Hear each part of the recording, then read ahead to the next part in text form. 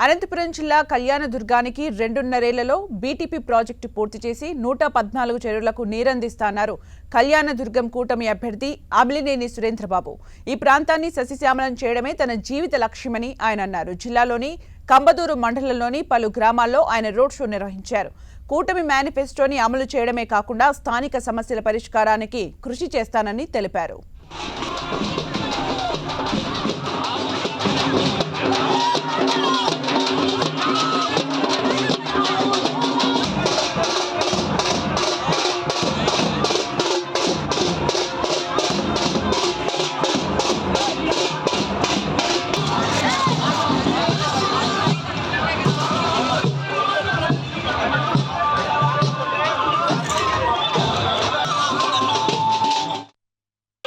మన రహదారులన్నీ కూడా అభివృద్ధి చేసుకుంటాం.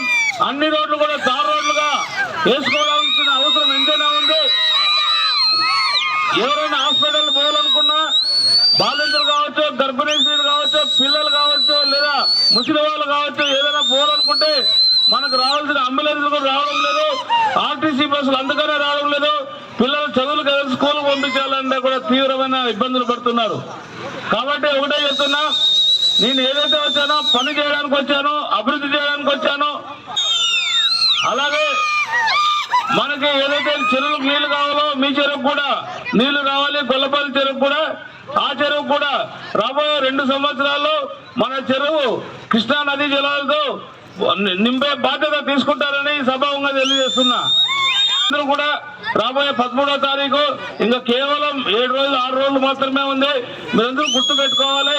మీరందరూ కూడా సైకిల్ గుర్తుకి ఓటు వేయాల్సిన బాధ్యత మీ పైన ఉంది. అసెంబ్లీ అభ్యర్థిగా నేను అమిలినేని సురేంద్రబాబు సీరియల్ నంబర్ 1లో సైకిల్ గుర్తుంటుంది. దానికి మీరు ఓటు వేయాల్సిన బాధ్యత మీ పైన ఉంది.